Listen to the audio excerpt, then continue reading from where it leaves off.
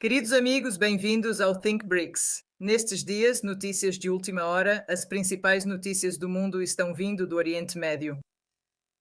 A agressão militar de Israel e dos Estados Unidos contra o Irã abalou o cenário geopolítico. Mas não é exagero dizer que a comunidade global está prestando muita, eu diria, atenção especial à Rússia, à China e à Índia. Hoje tenho novamente o prazer de receber o Sr. Praveen Soni, diretor do Instituto de Pesquisa Florestal em Delhi, Índia. Ele é renomado por sua análise honesta e imparcial sobre geopolítica, questões militares e de defesa. Sr. Soni, seja bem-vindo ao Think BRICS. Muito obrigado. É um prazer ter você aqui conosco hoje. Então vamos começar com as novidades fresquinhas de hoje. A primeira coisa que li hoje de manhã. E estou curiosa para saber a sua opinião sobre esse fato. Agora, a Índia está autorizada pelos Estados Unidos da América a comprar petróleo russo novamente, mas só por 30 dias.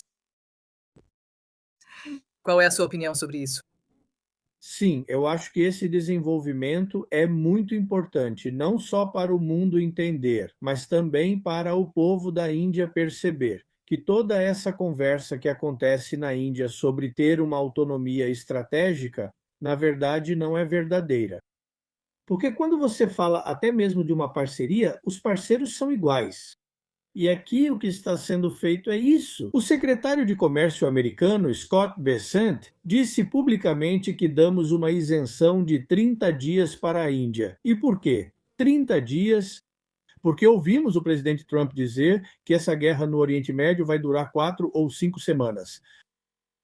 Então, levando isso em consideração, porque o que também fica muito claro nessa declaração é que os americanos entendem e acreditam que, pelo menos durante a duração da guerra, quando o Irã diz que o Estreito de Hormuz não será operado, veja, eles oficialmente não disseram que está fechado, mas ninguém está indo para lá. Então, os americanos entendem. E toda essa conversa que o presidente Trump estava falando, de que enviamos nossos navios de guerra que vão escoltar os petroleiros, então, obviamente, alguém disse para ele que isso não é viável. Mas voltando ao seu ponto, a questão é muito simples. Isso é lamentável para um país como a Índia, que tem 1,4 bilhão de pessoas, um país com um potencial enorme. E é assim que o secretário de Comércio americano fala sobre a Índia. Então, isso deixa muito claro que a Índia, na verdade, não tem uma política externa estratégica, desculpe, não tem autonomia estratégica em sua política externa. Em um momento em que o mundo é multipolar, em um momento em que os Estados Unidos não são a única grande potência, quando há três grandes potências no mundo, é multipolar.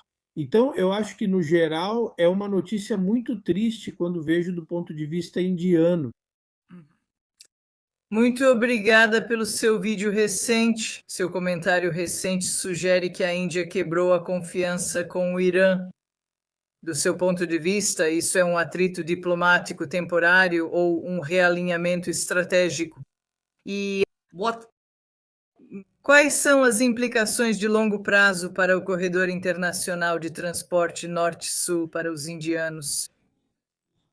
Veja, a questão toda é que quando eu digo que a Índia quebrou a confiança com o Irã, vamos analisar do ponto de vista do Irã e da Índia o que eu quero dizer. No que diz respeito ao Irã, não é nem mesmo uma ruptura temporária, porque eu acredito que o Irã já expressou seu descontentamento, eu acredito que o Irã ainda está disposto a fazer negócios com a Índia. Eu acredito que o Irã é uma potência regional consolidada, acredito que o Irã é um membro responsável, membro pleno do BRICS. Então, da perspectiva do Irã, era apenas uma questão de transmitir um descontentamento, o que eles já fizeram, mas da perspectiva da Índia, é algo completamente diferente. O motivo de ser diferente é porque a Índia já investiu ou se comprometeu a investir 350 milhões de dólares no terminal de Chabahar, no Irã. E sob pressão dos Estados Unidos, agora não queremos mais fazer nada com isso. E a prova disso é que, no orçamento da Índia para 2026, não foi feita nenhuma alocação para o porto de Chabahar. A realidade é que, na prática, a Índia já comprou equipamentos portuários no valor de 150 bilhões. Isso significa que estamos dispostos a abandonar isso, e não só isso. Deixe-me destacar esse ponto. Quando o primeiro-ministro Modi esteve recentemente em Israel, foi o primeiro-ministro Modi quem discutiu com o primeiro-ministro Netanyahu a possibilidade de abrir o IMEC, que é o Corredor Econômico Índia-Oriente-Médio-Europa. Então, a Índia já deixou muito claro que seguirá o dictate americano. Não terá nada a ver com o Porto de Chabahar e com o Corredor Internacional de Transporte Norte-Sul. Por enquanto, estou dizendo por enquanto. Por quê? Porque enquanto o governo Modi estiver no poder, acredito que, se outro governo assumir, eles vão repensar a política externa. Mas, por enquanto, a Índia quer focar no corredor econômico Índia-Oriente Médio-Europa, que é uma impossibilidade. Então, isso é uma informação muito interessante, na verdade, sobre esse acordo entre a Índia e Israel. Mas que porto eles vão usar? Haifa? Não, veja, como eu disse, nós não sabemos. A guerra acabou de começar. No que diz respeito ao Irã, o Irã deixou muito claro que queria a paz, mas foi empurrado para uma guerra. E agora não vai negociar, vai lutar a guerra. E essa guerra, a cada dia que passa, eu acredito que a geopolítica da Ásia Ocidental vai mudar. Então, como as coisas vão se desenrolar depois da guerra, nós não sabemos. Mas o que é certo é que o status de Israel não será o mesmo, vai diminuir, na minha opinião. E, portanto, esse corredor econômico IMEC, esse corredor econômico pelo qual a Índia está esperando, não vai sair do papel. Agora, e mesmo depois que a guerra acabar, Concordo 100% que o mundo não será o mesmo. Depois do início dessa agressão contra o Irã, mas a autonomia estratégica ainda é uma doutrina coerente para a Índia ou está se tornando uma cobertura retórica para, não sei, alinhamentos seletivos? veja, quero destacar 2 pontos. No meu entendimento, autonomia estratégica significa que um país deve ter total liberdade para seguir suas opções de política externa, o caminho de desenvolvimento.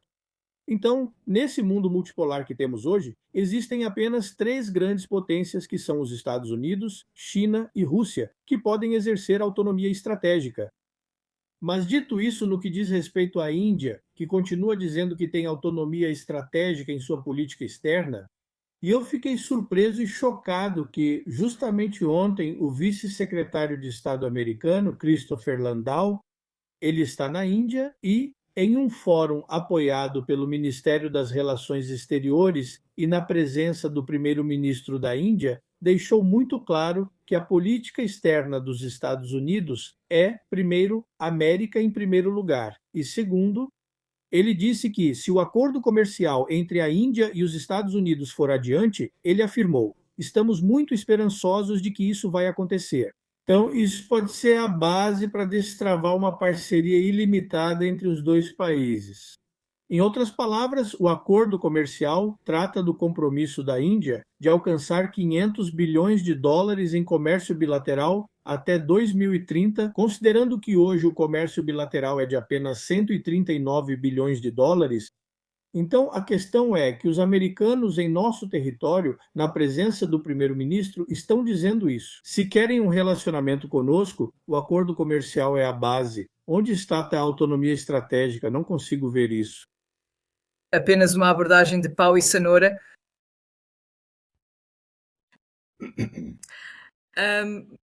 Qual é um desenvolvimento pouco divulgado na política externa da Índia que você acredita que vai moldar os próximos 3 a 5 anos? Na verdade, não é só um. Vou te dar 3, que são desenvolvimentos pouco divulgados que estão moldando a política externa da Índia. Sob o governo Modi, e o governo Modi tem mandato até 2029. Então, sim, pelos próximos anos, Há três coisas, como eu disse. A primeira é que o ministro das Relações Exteriores da Índia é um diplomata de carreira. Ele não é um estrategista, então ele só sabe fazer o que precisa ser feito depois de receber as instruções. O mundo mudou, o mundo é multipolar. O que a Índia precisa é de um estrategista que possa reformular a política externa da Índia. Pegue o caso da Rússia. A Rússia percebeu, quando a guerra começou na Ucrânia, que agora não seria mais o Ocidente, teria que ser o Oriente e teria que ser o Sul. É por isso que, em 2023, eles apresentaram seu conceito de política externa. Você sabe, esse conceito de política externa da Federação Russa, um documento assinado pelo presidente Putin.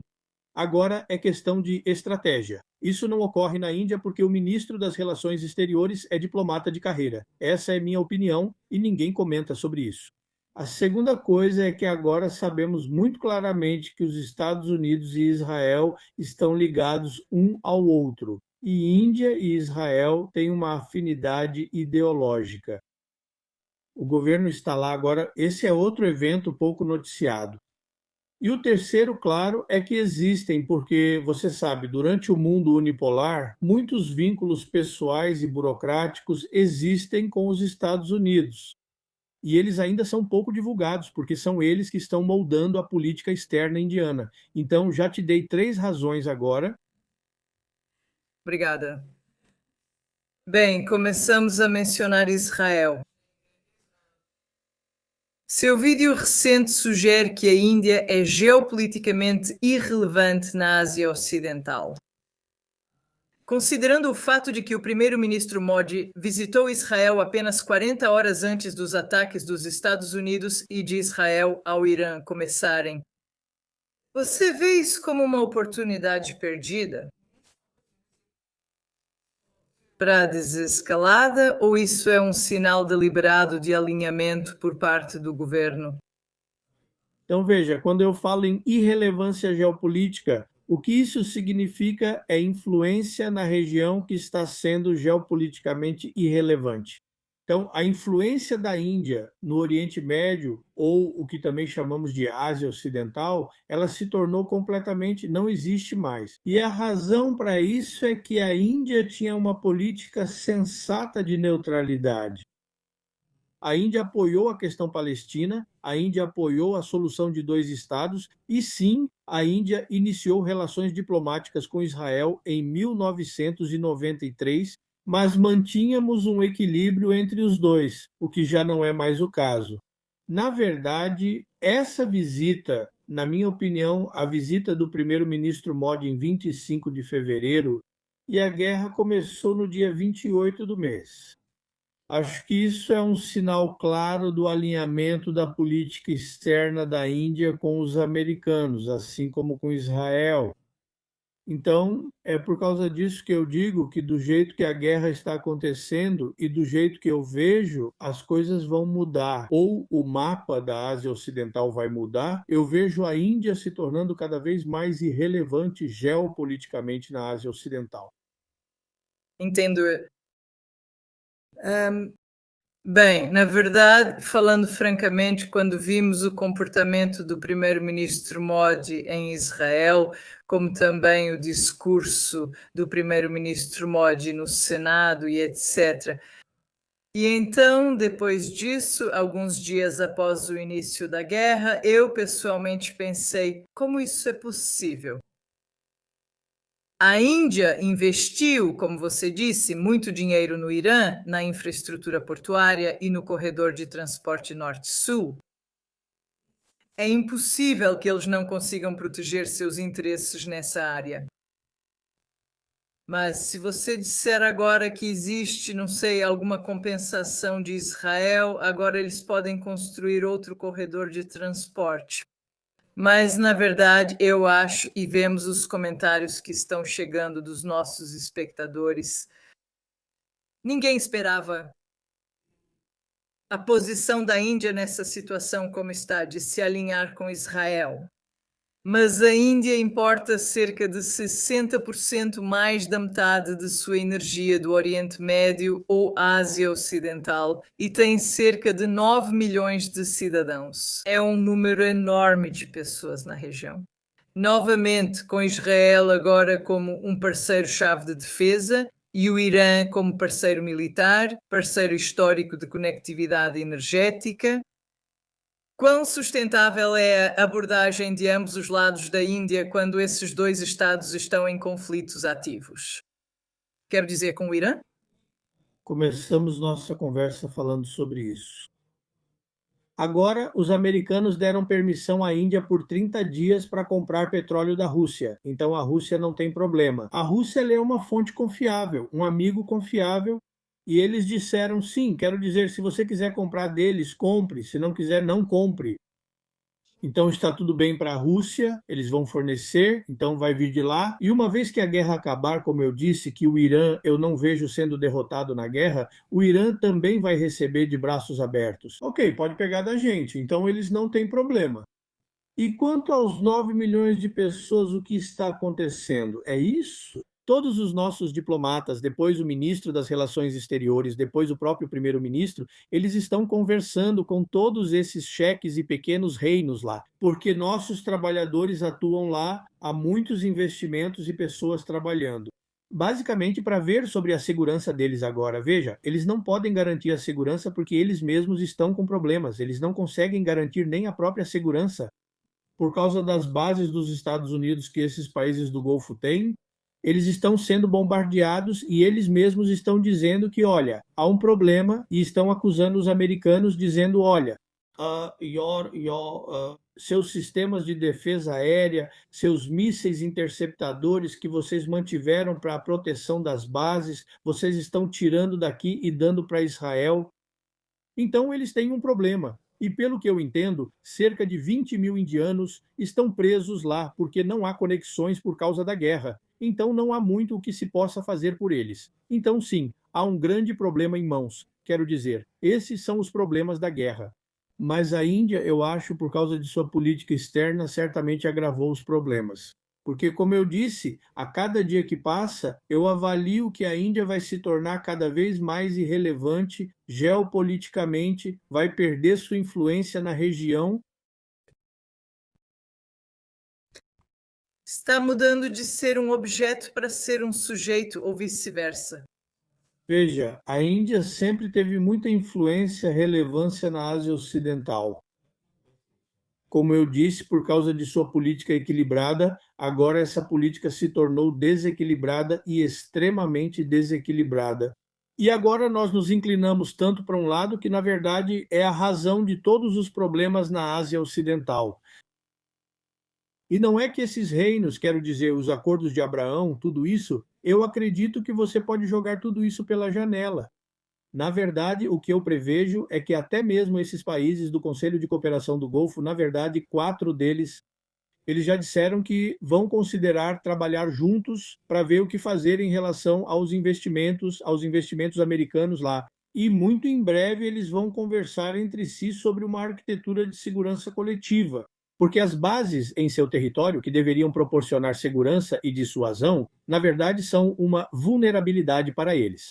Elas são um grande problema para eles porque o Irã está dizendo publicamente a todos esses reinos que, olha, nós não estamos enviando os mísseis, nós não estamos atingindo vocês, estamos atingindo as bases dos Estados Unidos. Acontece que elas estão no seu território, então isso é uma vulnerabilidade. Na verdade, os americanos criaram vulnerabilidade para todos esses sheikados, os pequenos reinos cujo foco não é a guerra. Quero dizer, pegue o caso da Arábia Saudita. Os sauditas deixam muito claro que, no que lhes diz respeito, o foco deles é a visão 2030 e eles não querem guerra com o Irã, não querem, só querem focar na visão deles, mas também foram pegos nessa guerra. Bem, o mundo definitivamente será o mesmo novamente. O esquema do hexágono de Netanyahu coloca a Índia no centro de um novo alinhamento no Oriente Médio que exclui explicitamente o Paquistão, a Turquia e o Irã. A Índia está sendo instrumentalizada em uma arquitetura regional com tons sectários, ou está aproveitando habilmente este momento para expandir sua própria presença estratégica, se possível? Sabe, isso foi dito por Netanyahu em 22 de fevereiro ao Knesset, dias antes do primeiro-ministro Modi visitar Israel. O que aconteceu em 25 de fevereiro. Isso é um completo absurdo, esse hexágono de alianças. Eu digo que é um absurdo porque não há clareza nisso. Veja, ao falar de hexágono, refere-se a 6 pontos. E o que Benjamin Netanyahu mesmo disse é que a Índia é um ponto, Israel é um ponto e todo o hexágono é apoiado pelos Estados Unidos. E além disso, tudo é muito nebuloso, que haverá alguns países do Mediterrâneo, talvez Chipre, depois algum país da África ou do Sudeste Asiático, algum país do leste da África. Então, tudo isso é nebuloso. Toda a ideia, na minha avaliação de Netanyahu, era que, mesmo antes do primeiro-ministro Modi visitar Israel, para projetar a Índia como uma grande potência, que vocês são tão grandes, nós também somos grandes. E os Estados Unidos também são grandes. Então vamos formar um hexágono de alianças, sabendo muito bem que a Índia não acredita em alianças militares. Mas a ideia era passar a sensação de uma grande potência, a Índia sendo uma grande potência. Então eu não levo isso a sério de forma alguma. Isso não tem significado, não vai para frente, não há conexões nisso. Então, você acha que é só uma forma de bajular o primeiro-ministro Modi como um dos grandes do mundo? Coalizão das grandes potências? Sim, é isso que parece, nada além disso. Quero dizer, o simples fato de que no Knesset uma medalha foi entregue pelo Knesset, que agora entendemos, é uma medalha dada pela primeira vez a um chefe de governo. Ela foi criada pela primeira vez. Então, tudo isso é uma tentativa de bajular o primeiro-ministro indiano. Não dá para dizer. Quero dizer, você não pode levar todas essas coisas a sério. Sério mesmo. Bem, você disse que alianças, a Índia não faz parte de nenhuma aliança, mas eu não consigo parar de pensar no Quad, Não, veja. especialmente neste momento. Sim, veja, Quad. Eu não acredito que seja uma aliança. A Índia continua sendo um parceiro estratégico dos Estados Unidos, mas é uma aliança de fato. Se me permite dizer, é de fato porque é um aliado fora da OTAN. Além disso, pode-se colocar dessa forma. E veja, quando o primeiro-ministro foi a Israel, além de discutir com Netanyahu a possibilidade ou a retomada do corredor econômico Índia-Oriente Médio-Europa, ele também discutiu com ele a possibilidade de retomar. O West Quad, o Quad Ocidental e o Western Quad é o I2U2, que é Índia, Israel, depois Emirados Árabes Unidos e Estados Unidos. Esses 4 países trabalham juntos, então isso não é uma aliança. Eu não vejo isso como uma parceria militar. Mas sim, quando falamos do Quad, estamos falando dos aliados dos Estados Unidos. Estados Unidos, 2 aliados, e Índia, como eu disse, Índia. Fico feliz em chamá-la hoje de aliada de fato dos Estados Unidos, porque a Índia não acredita em alianças, nunca fará alianças e não precisa fazer alianças. Com o tamanho da Índia e o potencial que a Índia tem, por que ela deveria entrar em uma aliança quando tem oportunidades? Em um mundo que está mudando tão rápido, onde a geopolítica está mudando, a Índia tem opções.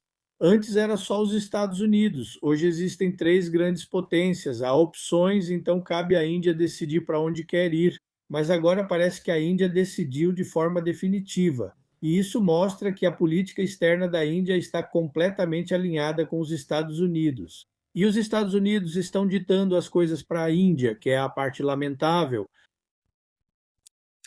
Lamentável para a Índia, lamentável para os Estados Unidos da América, eles ainda têm influência sobre a Índia.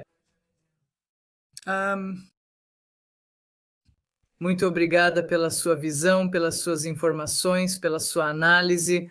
Acho que nossos telespectadores apreciam sua opinião e, como de costume, teremos muitas perguntas depois de discussões desse tipo. Queridos amigos do ThinkBricks, sejam bem-vindos e, por favor, inscrevam-se nos canais do Instituto de Pesquisa Force no YouTube e em todas as redes sociais.